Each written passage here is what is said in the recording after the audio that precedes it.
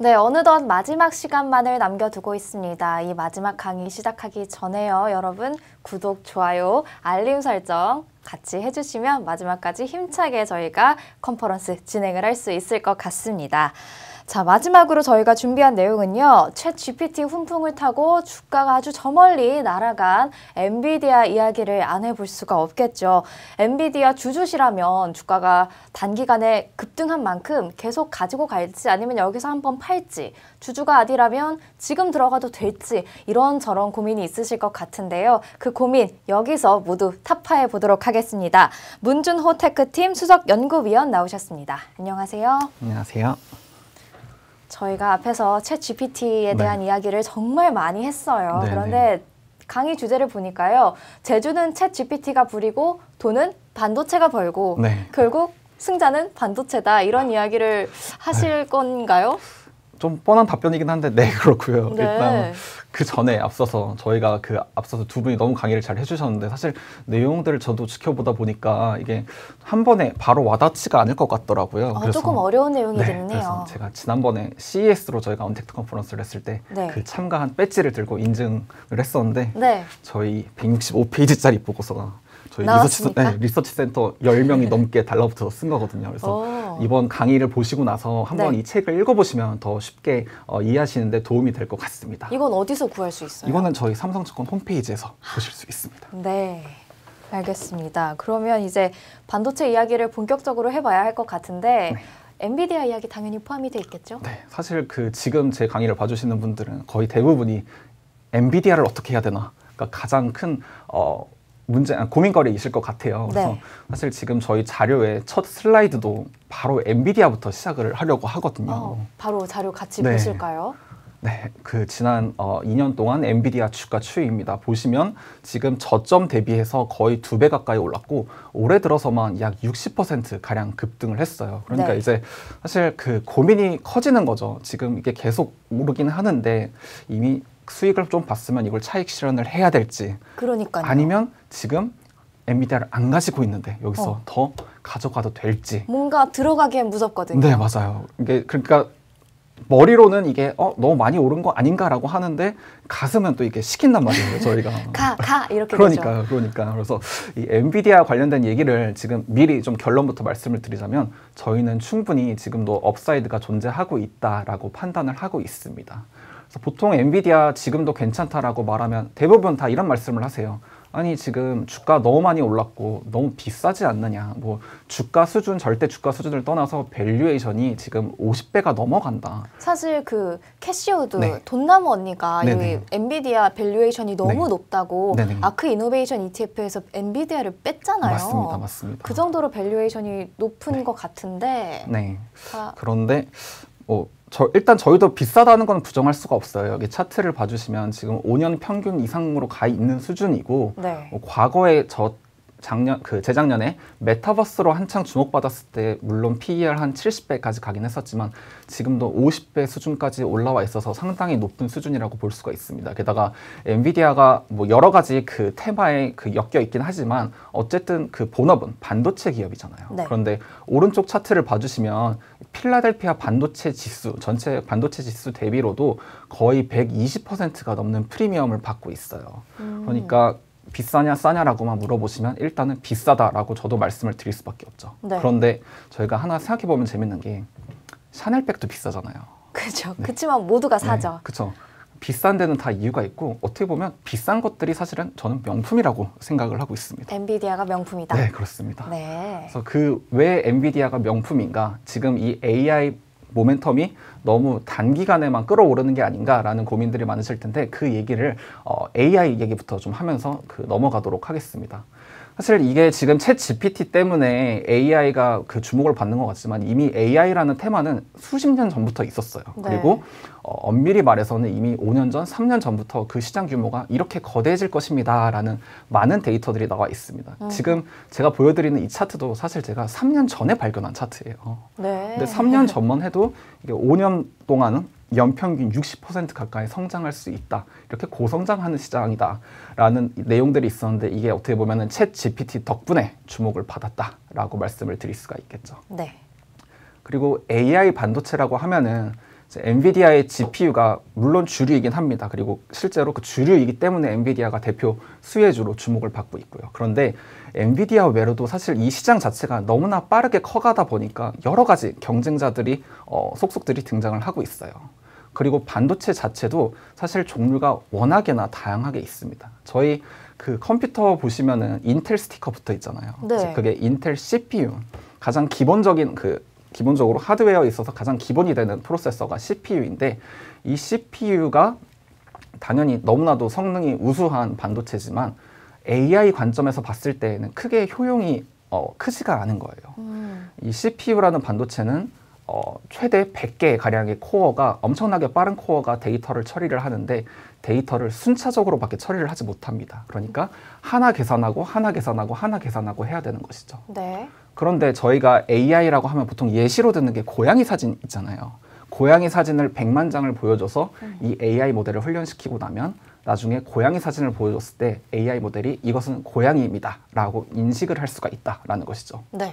그런데 100만 장을 처리해야 된다는 건 결국에 100만 장에 대한 데이터를 분석을 해야 된다는 거잖아요. 연산을 해야 된다는 거잖아요. 네. 그러면은 이게 100개에 아무리 빨리 100개로 해도 100개씩 해야 되는 반면에 GPU 같은 반도체는 CPU보다 성능이 떨어지지만 코어 수가 수천 개, 수만 개로 이루어질 수 있습니다. 그러니까 사진 한 장을 처리하는데 시간은 좀 오래 걸려도 전체 사진을 처리함에 있어서는 더 빠른 것이죠. 그렇다 보니 엔비디아의 GPU가 주목을 받게 된 것이고 주류로 군림할 수가 있었습니다. 네. 그런데 엔비디아의 GPU가 이렇게 이렇게 AI 그 훈련을 함에 있어서 그 처음부터 쓰이게 된 건 아니거든요. 엔비디아의 GPU도 원래는 그래픽 목적으로 그 개발된 GPU인데 이게 어느 날 보니 이러한 성능이 CPU보다 더 유리하겠구나라고 하면서 주목을 받게 되며 엔비디아가 이 AI 시장을 가져가게 되었죠. 네. 근데 그렇다 보니 그러면 GPU가 좋은 건 알겠는데 GPU보다 더 효율적인 대안은 없을까 하는 스타트업들이 무수히 많이 생겨나게 됩니다. 그리고 대표적인 그 스타트업 중 하나가 하바나 랩스라는 업체인데요. 인텔이 인수한 업체입니다. 인텔이 아마 한 20조 원 가량 주고 인수를 했을 거예요. 그런데 이 업체가 만든 반도체는 AI 훈련에만 오로지 특화되어서 더 효율적인 반도체를 만들었습니다. 그러니까 GPU의 그래픽 관련 기능도 다 빼고 우리는 철저히 AI 훈련하는 데만 필요한 기능만 넣겠다. 그러면서 GPU보다도 더 멀티태스킹에 특화된 반도체를 설계를 하게 된 것이죠. 그래서 오른쪽 차트를 봐주시면 핑크색으로 나와 있는 것들이 엔비디아 GPU의 그 벤치마크이고 파란색이 이 하바나 랩스가 만든 가우디라는 반도체 벤치마크인데 보시면 하바나 랩스가 사실 성능은 엔비디아 GPU보다도 더 앞서고 있습니다. 네. 그리고 이게 더 나아가서 AI라는 게 워낙에 세부 애플리케이션이 다양하잖아요. 저희가 뭐 챗봇처럼 그냥 그 자연어를 처리하는 모델들도 있고 또 아니면 달리처럼 이미지를 그려주는 애플리케이션도 있고 워낙에 AI 애플리케이션이 다양하다 보니 그 어떤 반도체도 모든 곳에서 1등을 할 수가 없는 게 사실입니다. 그리고 엔비디아도 그 사실을 인정을 했어요. 지금 보여드리는 이 장표가 엔비디아가 그 자신들의 GPU가 이렇게 좋습니다라고 홍보할 때 넣어놓은 장표인데 보시면 그 엔비디아의 그 연두색이 모든 곳에서 1등은 아니죠. 그러네요. 네. 그러면 엔비디아 외에도 대안들이 많은 것인가? 이제 엔비디아 말고 다른 업체들을 좀 찾아봐야 될까? 물론 그럴 수는 있습니다. 네. 그런데 그게 이론적으로 더 훌륭하다 뿐이지 과연 실용적으로 엔비디아 GPU를 대체할 수 있을까는 약간 고민이 좀 필요한 것 같습니다. 네. 그 가장 큰 이유가 바로 생태계를 이미 엔비디아가 다 사실상 장악을 해놨기 때문입니다. 이렇게 허허벌판에 먼저 깃발 꽂은 사람이 임자잖아요. 그렇죠. 그런 것처럼 이 처음에 이 AI가 주목받기 시작할 때 엔비디아가 먼저 CPU로는 조금 힘드실 것 같은데 저희 GPU 한번 써보세요. 저희 GPU를 이렇게 쓰시면 됩니다. 라고 이 쿠다 플랫폼이라는 거를 제공을 해요. 네. 그래서 이 쿠다 플랫폼을 주고 나니까 처음에 그 GPU를 쓰려는 사람들이 당연히 어떻게 써야 될지를 모르잖아요. 그렇죠. 그러니까 이게 어떻게 보면 일종의 매뉴얼처럼 여겨진 거예요. 그리고 모든 프로그램들이 다 이 쿠다를 기반으로 작성이 되어 왔고요. 그러다 보니 어느 순간 개발자들은 쿠다 언어를 공부하고 쿠다 언어를 기반으로 프로그램을 만드는데 문제는 이 프로그램을 엔비디아의 GPU로밖에 구동을 할 수가 없습니다. 호환이 안 되는 거예요. 호환이 안 됩니다. 그러니까 결국 엔비디아가 시장을 먼저 선점을 해서 엔비디아의 시장 안에서 개발자들이 그 엔비디아의 GPU로만 구동할 수 있는 프로그램들을 만들다 보니까 이 생태계가 굳어져 있고 아무리 훌륭한 반도체 대안들이 나와도 일정 그 규모의 경제가 안 나오는 거죠.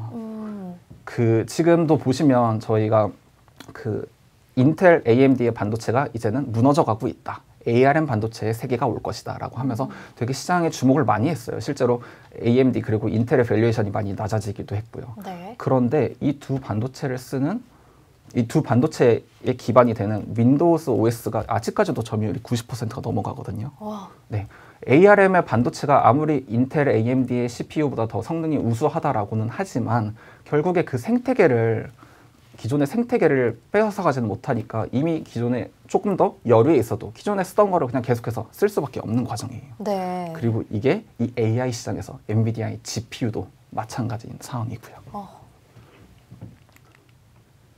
그러다 보니 이제 AI 모멘텀이 좋은 것은 알겠다. 그러면 이제 저희가 엔비디아의 실적 얘기로 넘어갈 필요가 좀 있을 것 같아요. 네. 사실 반도체 섹터에 대한 그 분위기가 최근에 좀 괜찮아졌지만 실적 관점에서는 안 좋은 게 많잖아요. 기업들의 네, 뭐 이익이 역성장하고 있다. 일부 기업들은 적자 전환하고 있다. 등등등 얘기가 많이 나옵니다. 그럴 정도로 지금 업황이 계속해서 빠르게 안 좋아지고 있는데 엔비디아도 여기서 사실은 예외가 아니에요. 그 가장 큰 이유가 지금 엔비디아의 AI 모멘텀을 끌고 나가고 있는 게 바로 클라우드 업체들이거든요. 네. 마이크로소프트, 아마존 같은 큰 손들이 AI 모델을 개발을 하기 위해서 엔비디아의 GPU를 대량으로 가져다가 쓰는 것이죠. 그러면서 이들이 데이터 센터를 키워나가는데 기존에 그 코로나 이후로 데이터 센터를 워낙에 키워놨어서 지금은 조금 숨고르기를 하고 있는 국면이거든요. 그렇다 보니 이 왼쪽 차트를 봐주시면 이런 그 데이터 센터를 대량으로 보유하고 있는 7개 업체들의 투자가 빠르게 증가하다가 2023년부터 조금씩 갑자기 둔화되는 것을 보실 수가 있으세요. 네. 그리고 이 같은 게 엔비디아의 GPU도 예외는 아닐 것이다 라는 우려가 지금 가장 큰 걱정거리죠. 그런데 저희가 주목하는 점은 물론 이렇게 되면 그 거시적으로 봤을 때 엔비디아한테도 좋은 거는 없지만 문제는 지금 AI 투자는 미룰 수가 없다라는 것입니다. 지금 네. 구글하고 마이크로소프트가 이렇게 치고받고 있는데 네. 어떻게 경기 조금 어렵다고 갑자기 투자를 줄이겠어요. 이거는 미래 10년, 20년 뒤의 먹거리를 위한 투자인데. 그죠. 네. 그렇다 보니까 엔비디아의 GPU가 들어가는 AI 관련 투자를 과연 크게 줄일까? 그것은 아니지 않을까라고 보고 있는 것이고 전체 이 업체들의 전체 투자 금액은 설령 줄어들 수는 있어도 그 AI에 대한 투자만큼은 가장 마지막 보루로 남겨두고 있지 않을까가 저희의 예상이고요. 네. 실제로 오른쪽 차트를 봐주시면 이 결국에는 전체 이 하이퍼스케일 업체들의 캐펙스 대비해서 엔비디아의 데이터 센터, 그러니까 이 AI GPU가 포함되는 부분의 매출액이 더 빠르게 늘어나고 있습니다. 그래서 그 비중으로만 보았을 때는 오히려 올해 2자릿수까지 늘어날 것으로 지금 보여지고 있어요. 네. 그래서 이 다른 그 반도체 업황이 아무리 어렵다고 해도 엔비디아는 그 숫자들이 오히려 지금 더 차별화되는 국면에 있다. 그래서 너무 AI 모멘텀만 바라볼 게 아니라 이런 실적만 봤을 때에도 충분히 뒷받침되고 있다라고 좀 정리를 드릴 수가 있을 것 같습니다. 네. 그리고 또 하나. 지금 AI 시장이 앞으로 거대해질 것이다. 이 흐름 자체는 사실 그 모두가 인정을 하고 있잖아요. 그리고 네. 이번에 챗 GPT가 그 처음에 그 스타트를 끊었지만 앞으로 다양한 AI 애플리케이션들이 워낙에나 다양한 산업들로 확산될 것이다 라는 데는 모두들 이견이 없는 상황이고요. 그런데 이게 역으로 말하면 이제 기존에 AI를 쓰지 않은 산업들도 AI를 쓰지 않았던 기업들도 AI를 도입해야 자신들의 경쟁력이 확대될 수 있다라는 걸 의미하거든요. 네. 그런데 이 AI를 하루아침에 할 수가 없는 거잖아요. 그죠. 아까 말씀드렸던 그 오픈 AI도 뭐 몇 년 전부터 계속해서 맞아요. 해왔던 거고요. 그러면은 결국에는 어떻게 하겠어요? 이미 AI 솔루션을 개발해 놓았고 자신들이 직접 그 AI 솔루션을 대여해 줄 수 있는 업체. 그러니까 차가 없으면 차를 렌트를 해야 되잖아요. 그죠. AI 모델이 없으면 AI 모델을 어디선가 받아와야죠. 그런 AI 모델들을 다 제공해 줄 수 있는 업체가 또 엔비디아예요. 엔비디아 만능이네요. 네, 그렇습니다. 그래서 이 AI 시장 지배력이 앞으로 계속해서 오히려 저는 더 강화될 거로 기대를 하고 있습니다. 네. 그렇다 보니 실적 좋아, AI 지배력 넘어져, AI 시장 지배력 확대돼 등등 이 어느 하나 어떻게 보면은 미워할 구석이 없는 상황이다라고 좀 정리를 드릴 수가 있겠죠. 네. 그리고 실적이 차별화된다라고 말씀을 드렸는데 보시면 엔비디아는 사실 조금 더 일찍 실적이 망가졌습니다. 그렇다 보니 다른 업체들보다 이익 회복의 시점이 더 빨라요. 보통 반도체 섹터를 지금 가져가시는 분들은 실적 안 좋을 거는 누구나 다 알고 있다. 다운 사이클은 업 사이클이 있었으니까 오는 거다. 바꿔 말하면 다운 사이클이 끝나면 다시 업 사이클이 오지 않겠냐. 네. 해 뜰 날 기다리면서 미리 담아두고 있는 것이죠. 네. 근데 그런 관점에서 보면은 가장 먼저 해가 빨리 뜨는 친구를 가져가는 게 더 유리하지 않을까요? 그죠. 네. 그래서 보시면 왼쪽에 매출이나 오른쪽에 이익으로 봤을 때에도 엔비디아가 가장 아웃퍼폼을 할 것으로 지금 전망이 되고 있습니다. 그리고 좀 와닿게 말씀을 드릴게요. 아까 제가 뭐 클라우드 투자가 줄어도 엔비디아 거는 덜 줄지 않을까 이렇게 말씀을 드렸었는데 클라우드 투자라고 할 때 저희가 가장 주목하는 것은 결국에는 이 데이터 센터의 서버가 얼마나 늘어나냐예요. 네. 그러면은 서버에 들어가는 가장 기본적인 반도체 중 하나가 바로 CPU거든요. 네. 그리고 이 CPU를 만든 업체들이 인텔 그리고 AMD 두 개 업체가 있죠. 근데 보시면 두 업체 모두 1분기까지 실적이 계속해서 줄어들 것으로 자기들이 직접 예상을 하고 있습니다. 특히 인텔이나 AMD 모두 데이터 센터 관련, 이 서버 쪽 관련한 프로세서 매출액이 전 분기 대비해서 1분기에는 두 자릿수 넘게 감소할 것이다 라고 미리 경고 아닌 경고를 해놓은 상황이에요. 네, 미리 뭔가 이렇게 깔아놨네요. 네네, 이제 저희 실적 좀 안 좋을 테니까 네. 대비해 이렇게 꽉 잡고 계세요. 이런 느낌이라고 볼 수가 있겠죠.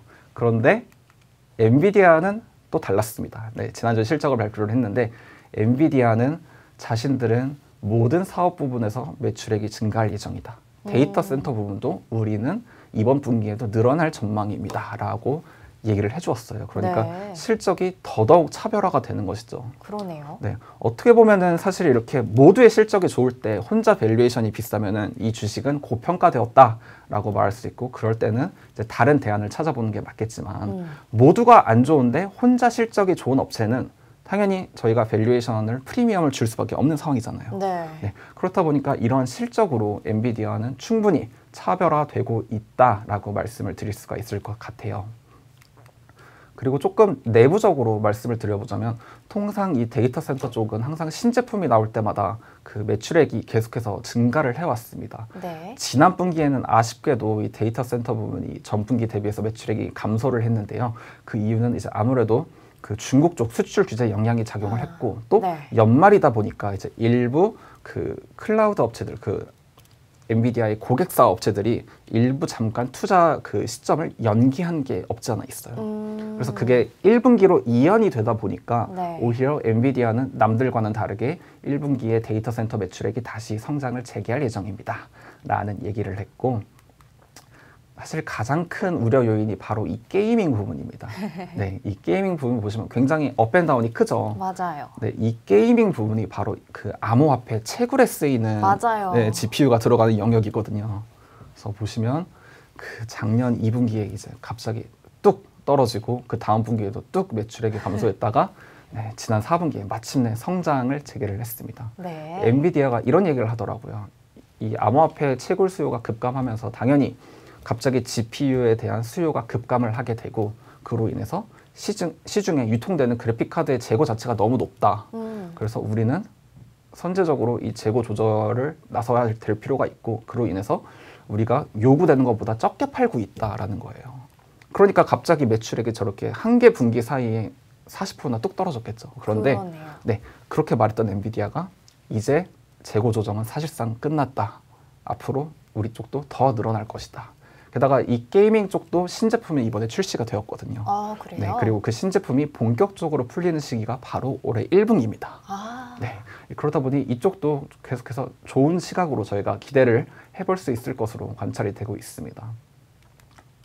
그래서 제가 이렇게 엔비디아가 좋다 말씀을 드리면은 사실 많은 분들이 반론을 제기를 하세요. 일단 첫 번째는 그래도 비싸지 않느냐. 그렇게 보시면은 저도 더 이상 드릴 말씀은 없죠. 저는 이러한 이유로 비싸도 좋다라고 보고 있지만 그게 납득이 안 되신다면 다른 투자 대안을 찾아봐야겠지만 네. 또 하나 지적을 받는 게 사실은 재고예요. 이 반도체 섹터의 사이클을 볼 때 저희가 가장 유의 깊게 보는 게 재고잖아요. 결국에 네. 이 재고가 높이 쌓이면은 그만큼 안 팔린다는 거고 맞아요. 재고가 낮아지기 시작하면은 그만큼 잘 팔린다는 것이고 네.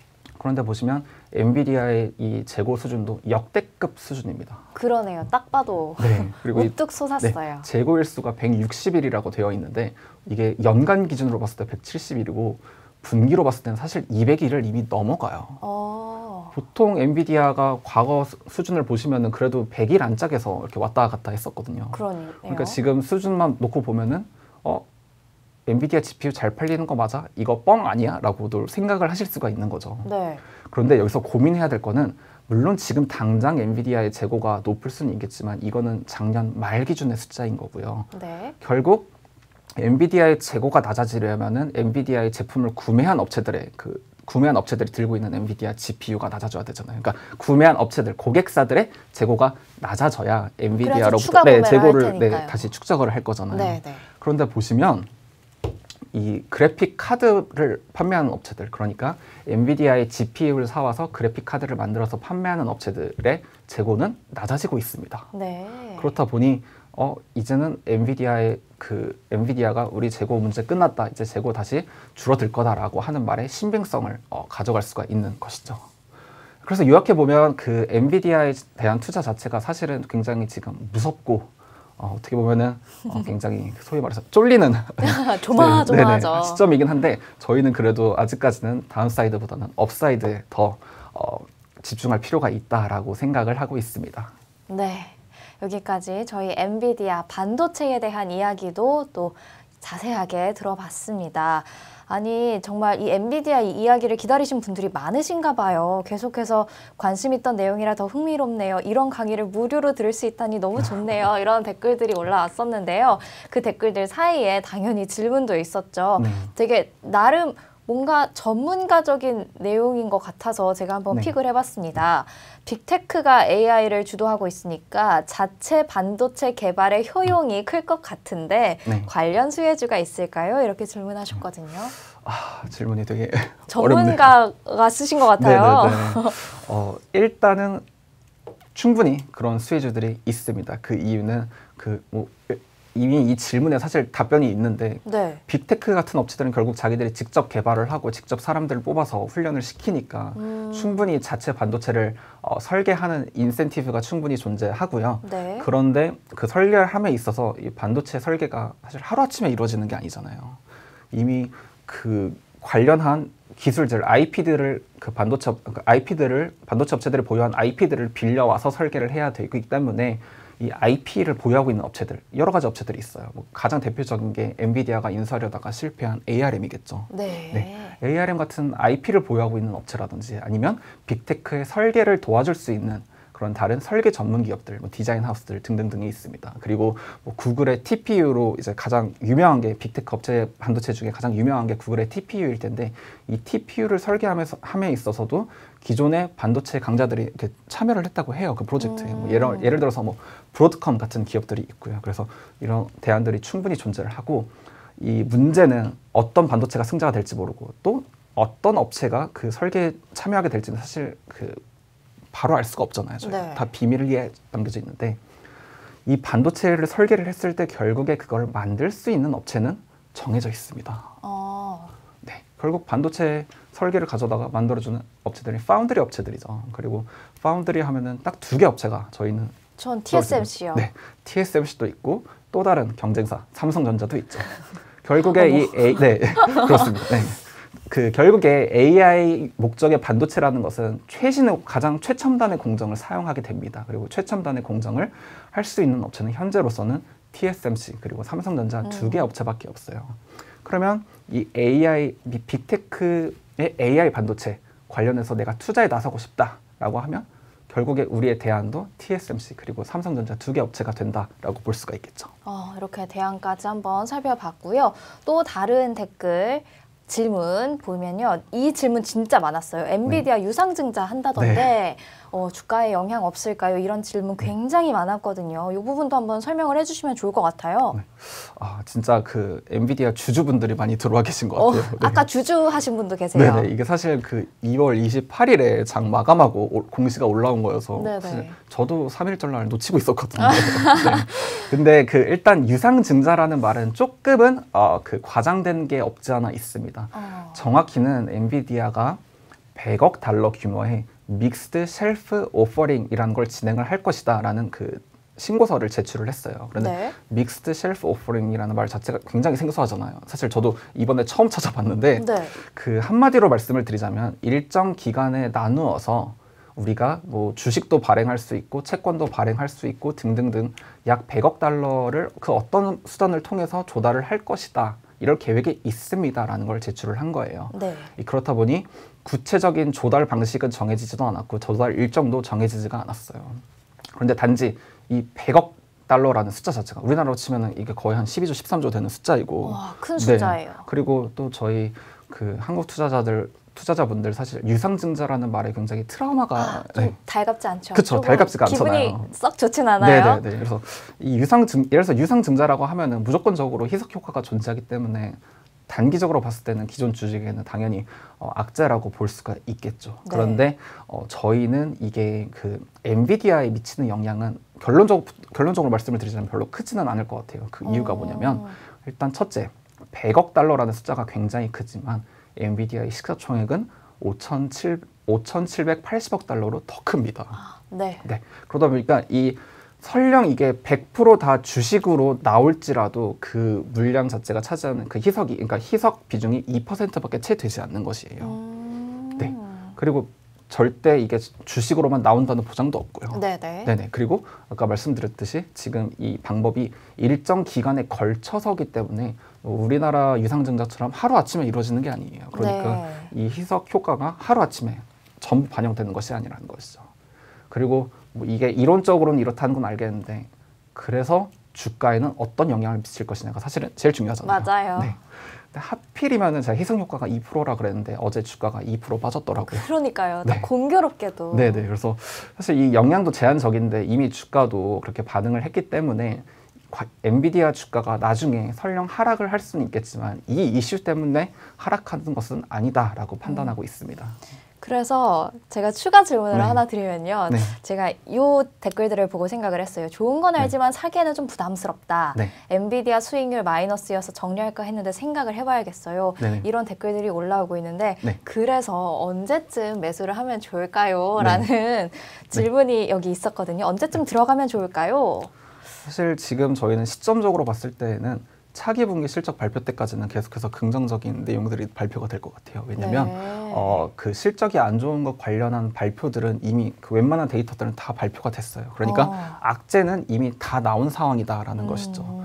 추가적인 리스크들 예를 들자면은 뭐 그 지정학 리스크가 다시 한번 미중 갈등이 다시 한번 심화된다든지 네. 아니면은 뭐 갑자기 그 경기가 더 안 좋아진다든지 등등의 영향이 있으면은 엔비디아도 실적이 예상했던 것보다 더 안 좋을 수가 있겠죠. 그런데 문제는 이런 이슈들은 그러면 모든 주식들이 다 안 좋아지는 이슈들이거든요. 그렇죠. 네, 그래서 지금 당장 놓고 봤을 때 새로 예상되는 악재가 있나요라고 하면은 악재가 나올 수는 있겠지만 엔비디아 단독의 악재는 아닐 거예요라고 말씀을 드릴 수가 있고 왜 그러면은 긍정적인 흐름이 계속 예상이 되느냐? 이 AI라는 그 모멘텀 자체가 한번 흥하고 나니까 지금 AI 서로 너도 나도 AI를 개발하겠습니다. 우리가 AI 프로젝트가 이렇게 진행되고 있습니다라고 홍보를 하고 있잖아요. 맞아요. 전 세계적으로. 네네. 그 말인즉슨 엔비디아의 GPU를 사갈 고객님들이 이렇게 늘어나고 있구나라고 보시면 돼요. 네. 그러니까 이게 어떻게 보면은 투자 심리 관점에서는 오히려 더 긍정적일 수 있는 이슈인 것이죠. 네.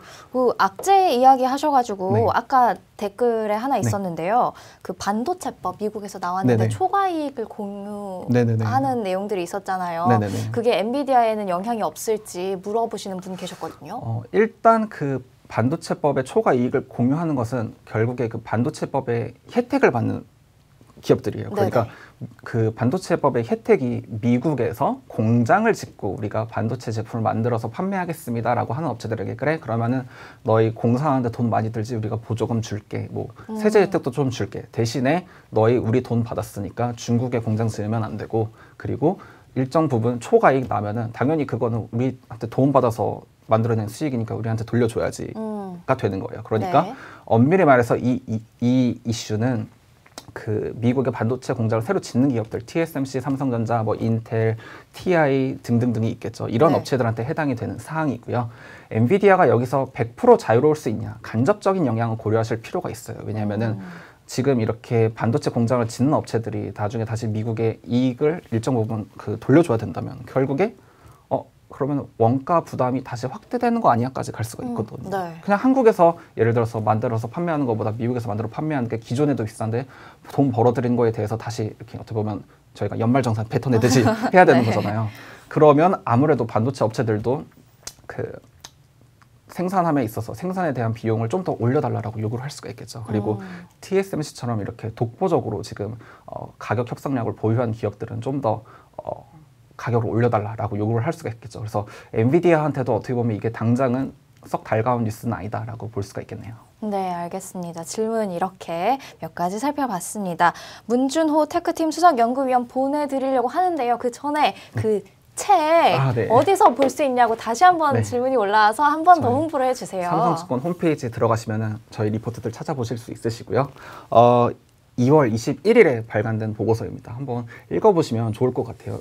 저희 이영진 선임연구원, 김중환 수석연구원, 그리고 제가 다룬 내용 외에도 여러 가지 산업들이 AI가 미치는 영향 등등이 자세하게 정리가 되어 있기 때문에 향후 이 AI 모멘텀 관련해서 투자를 하실 때 이게 좋은 길라잡이가 될 수 있을 것이라고 저희는 믿고 있습니다. 네, 이런 자료 홈페이지에서도 또 다운받아서 보시면 좋을 것 같습니다. 그럼 저희는 여기서 인사드리도록 하겠습니다. 감사합니다. 감사합니다.